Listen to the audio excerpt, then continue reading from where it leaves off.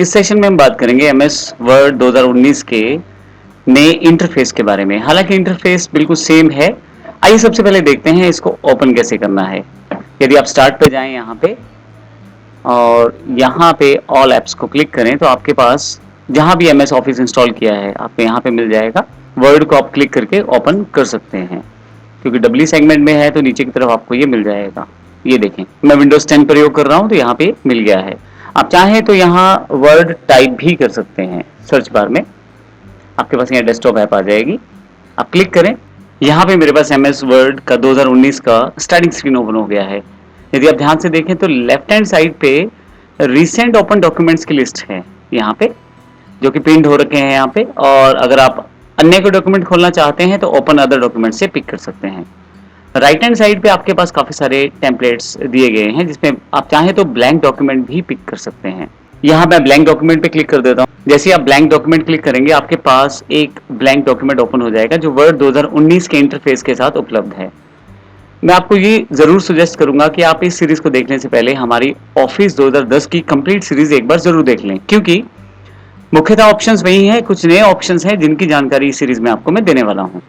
तो आइए अब वर्ड 2019 के इंटरफेस की जानकारी लेते हैं। आप यदि यहाँ ध्यान दें तो आपके पास यहाँ ऊपर की तरफ quick access tool bar available है जो टाइटल बार के साथ जुड़ी हुई है। राइट हैंड साइड पे 3 ऑप्शन आपके पास हैं। अब यहाँ आपके पास नीचे की तरफ आए तो मेन्यूज दिए गए हैं, फाइल है। यहाँ यदि आप नीचे की तरफ आए तो आपके पास टैब्स दी गई हैं। फाइल टैब है जिसमें बेसिक फाइल हैंडलिंग से रिलेटेड ऑप्शंस अवेलेबल हैं। होम टैब है। होम टैब में यदि आप देखें तो काफी सारे बेसिक ऑपरेशंस हैं जो हमने ऑफिस 2010 में भी देखे हैं। यदि आपने वो सीरीज नहीं देखी तो प्लीज उसे एक बार देख लें। हर टैब के साथ एक रिबन जुड़ा हुआ है। जैसे आप यदि देखें तो ये पूरा का पूरा रिबन प्रोसेस है। हर रिबन के साथ ग्रुप्स बने हुए हैं। यदि आप यहाँ देखें तो क्लिपबोर्ड एक ग्रुप है, फॉन्ट एक अलग ग्रुप है, इस तरह से पैराग्राफ अलग ग्रुप है।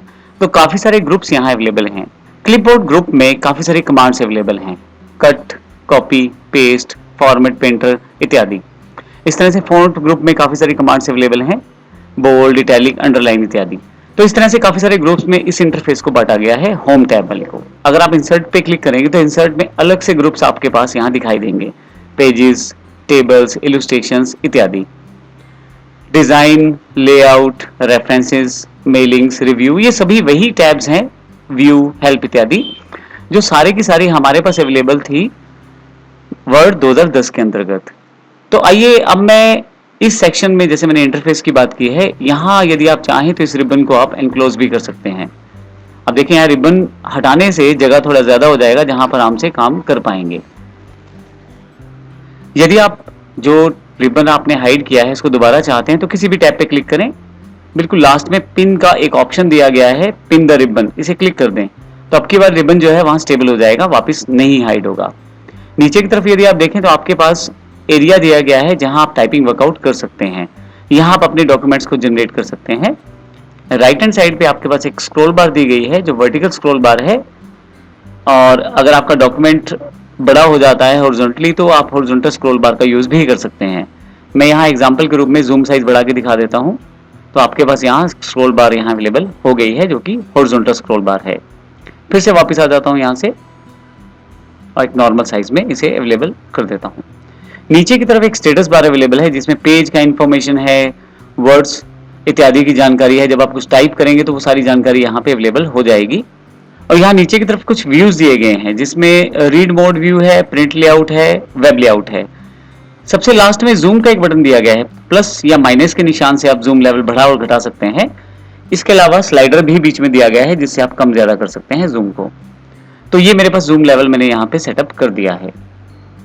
एमएस वर्ड में काम करते समय एमएस वर्ड एक ऑप्शन आपको देता है रूलर का।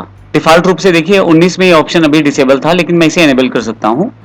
व्यू में यदि आप जाएं, यहाँ मैंने आपको काफी सारे टैब्स दिखाई थी, होम, इंसर्ट इत्यादि। इसमें व्यू टैब है जिसमें आप रूलर पे क्लिक करके उसे एनेबल कर सकते हैं।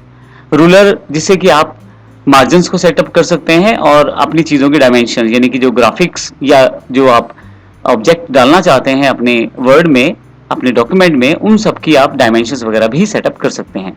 तो ये आपके पास पूरा का पूरा इंटरफेस है जो इस सेक्शन में मैंने आपको बताया है। नेक्स्ट सेक्शन में हम जो चीजें नई हैं, जो एमएस ऑफिस 2010 में नहीं था, क्योंकि कंपैरिजन हमारा ऑफिस 2010 से है क्योंकि हमारा पिछला ट्रेनिंग 2010 पे आधारित है। तो जो भी वर्ड 2010 में नहीं था और 2019 में है, उन सब चीज़ों की जानकारी हम लोग लेने वाले हैं। इसके साथ जो चीज़ें बदली हैं, जो चीज़ें नई अपडेट हुई हैं, उनकी जानकारी भी हम लेने वाले हैं। धन्यवाद।